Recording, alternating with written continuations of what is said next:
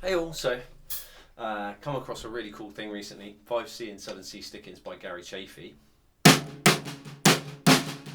and the 7C.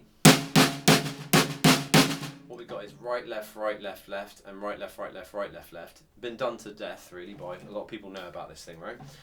I just found a really cool way of playing with that concept, right? All I did was I started playing with my left hand accents, and then I started doing them left-handed and playing with my right hand accent in the weaker side kind of concept of it. So if you hear 5Cs and 7Cs, you're going to hear them played often like this.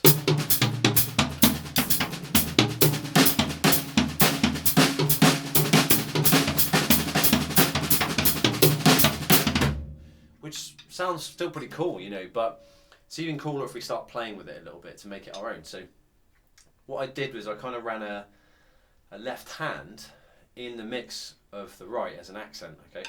The reason I've been studying this is because I'm studying a course called Polyrhythmic Possibilities with Henrik Almeida. It's a wicked system, incredible teacher, Henrik, I love him. He's responsible for a lot of major breakthroughs I had in the last few years. And so yeah, what I do is I just kind of run this left hand accent in, so check it out. So that's all I'm doing is that, and if I do that with the 7C as well. Right, left, right, left, right, left, left, right, left, right, left, right, left, right, right, left, right, left, right, left, left, right, left, right, left, right, left, left, right, left, right, left, right, left, left, right, left, right, left, right, left, left.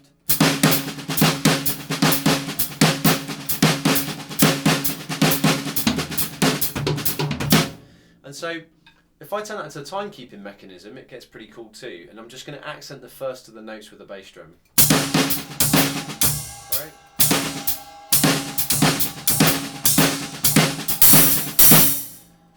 That gets super cool, right? What about the 7C? Ah.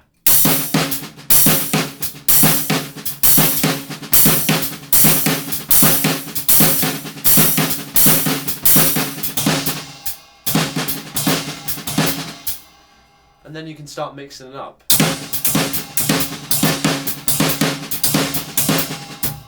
And that gets to sound pretty funky, you know. So that's one place I go straight away to find new possibilities. It's just accenting, you know, finding the weaker side of the melody and exploring it in ways that people wouldn't normally. You could play with the doubles too, you know, accenting the doubles.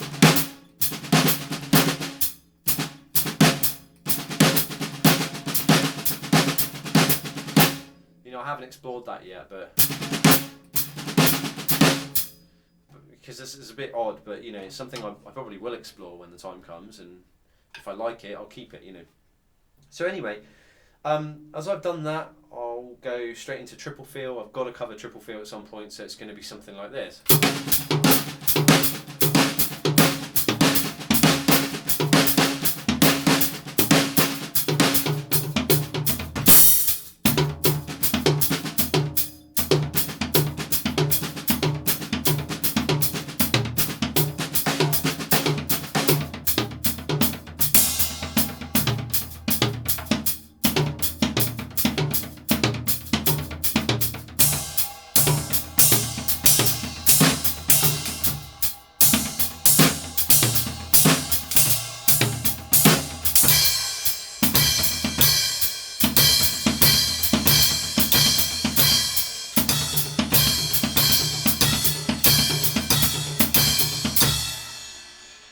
So accenting the crash cymbal with a bass drum included, you know, just exploring as many different orchestration possibilities as you can.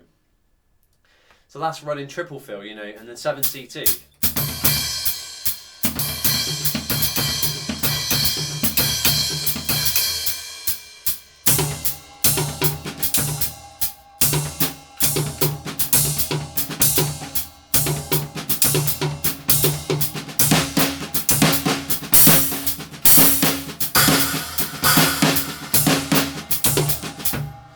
And a lot of these orchestration concepts, I mean, I started playing with when I was very young actually, just the concept of, is my left hand needs a crash, my right hand needs a crash, try hi-hat groove positions, try all of it. But it turns out that, you know, there's some masters on the planet who systemised this stuff. You got Henrik, did geometric phrasing, Dave DiCenzo's got 10-step system for this as well. Gary Chaffee used it. So if you systemize this stuff, you can get so much value out of just kind of like just running a little system of different positions and stuff that you do, and that will allow you to kind of like systematically explore the kit. You know, I think it's good to come up with some of your own as well, so that you don't always follow, you know, a system that someone else has designed. So you can start to create your own voice. But anyway, so another really cool thing to do is take this sticking, for example, that I found, and just run it back into quintuplet environments. And then what I did was just started playing with all, you know, the permutation. So in other words, what we do is move the whole phrase over just a little bit. So, you know, so that's your 5C sticking, right? So if I just play that as is with my new accent pattern.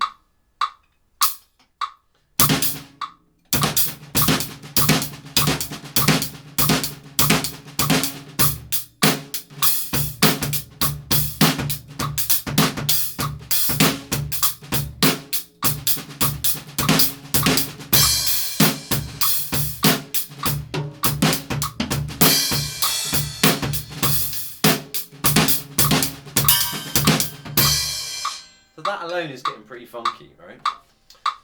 So what I thought was pretty interesting is just like, you know, to take things to another level, you can permutate stuff. So you basically just take the whole idea and shove it over a little bit. So instead of going, I can move the sticking over to the double, you know, the last part of the double slightly. So now I'm going to get like a, you know what I mean?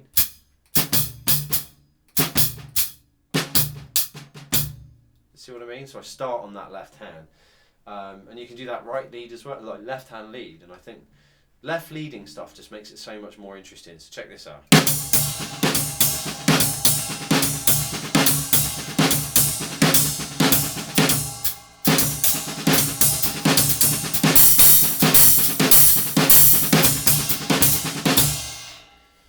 And moving that into triple fill.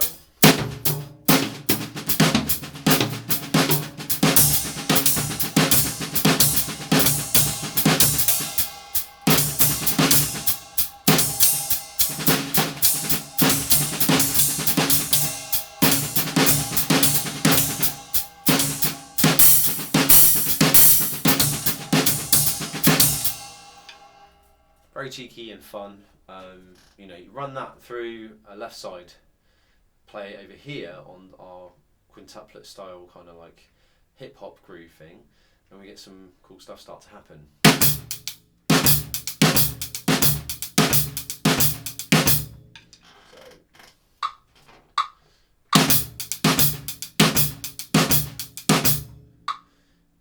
kind of weird.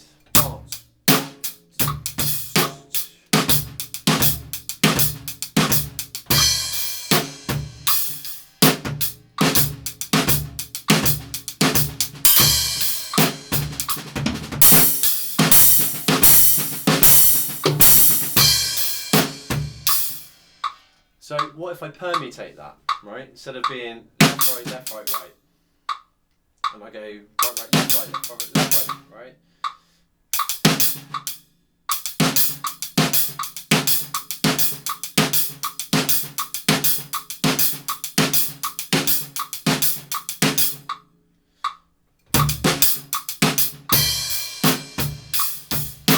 Or even just do the first right.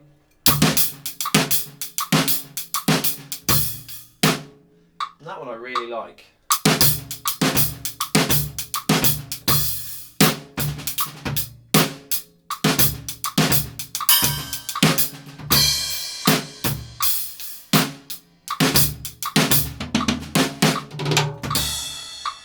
So I speed that bad boy up to 100, so we get.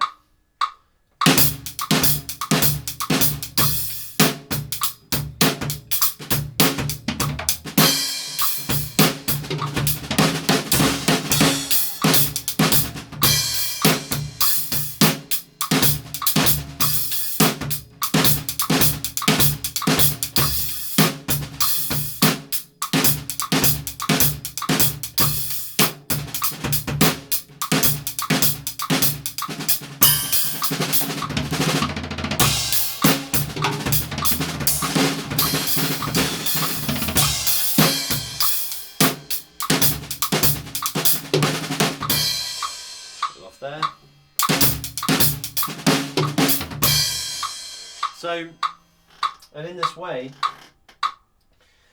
you know, I'm starting to get some pretty hip concepts down, something, you know, probably not heard much, if ever at all. And yeah, it's not that hard, I think, really, to be creative and interesting. If you use little tools like this, really all you're doing is you're just trying to find systematic ways to explore what's already there and take it as a baseline for development. Now, I haven't even gotten into like hand-foot combinations here because I've just mostly worked on just the 5C sticking, but I got the entire 5C sticking can be converted into a hand-foot combination. You know, I could do a double kick on the end.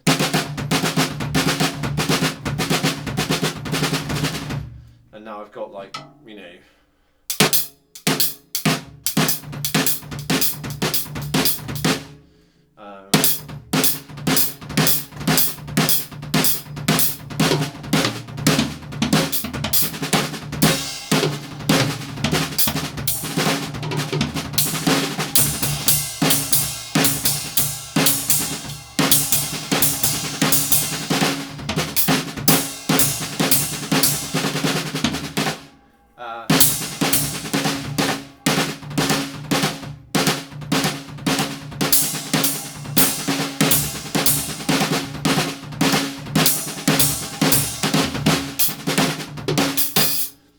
so what we've now got is like this crazy little collection of ideas, and they're all shooting off of one 5C concept. You know, you can accent the first two notes instead of it being always about like snare drum or Tom's accent, which is common because the melodies, if they're accent with the hands, give us more range of what we can, how we can express that melody. But it doesn't mean you can't go.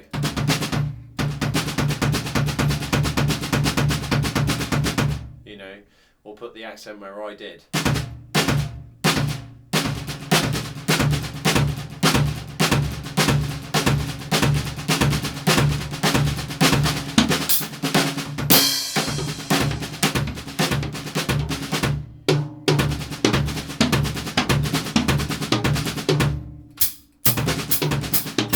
Whoa!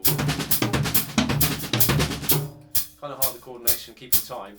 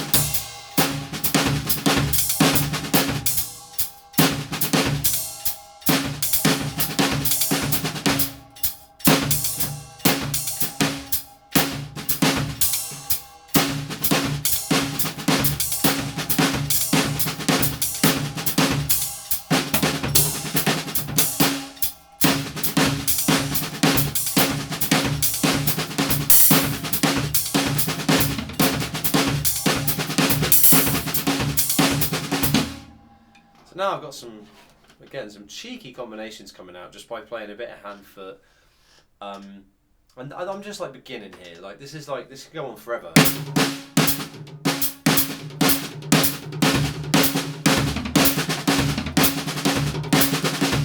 I can be moving feet, left, right, foot underneath.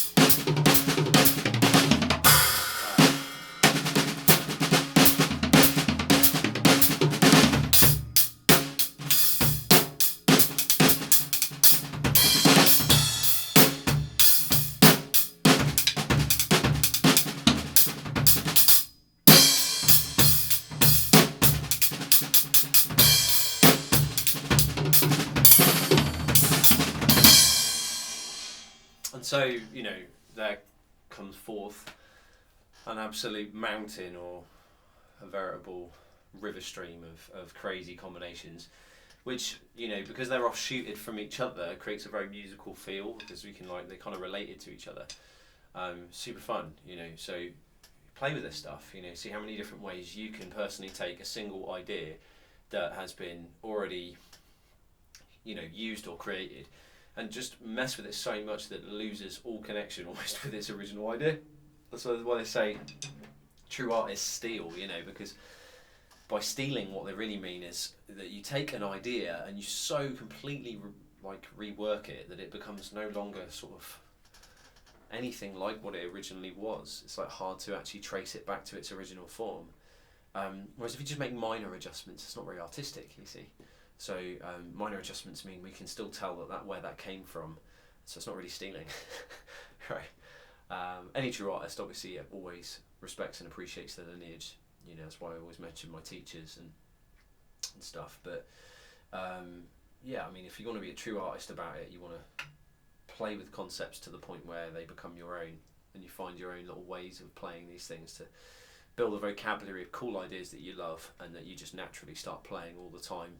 And then when you want to play these patterns, they come out naturally, but they play the melodies that you want to play in your own kind of like fresh, unique approach that might include some left foot work and, you know, reworks of patterns and stuff. And, you know, if you have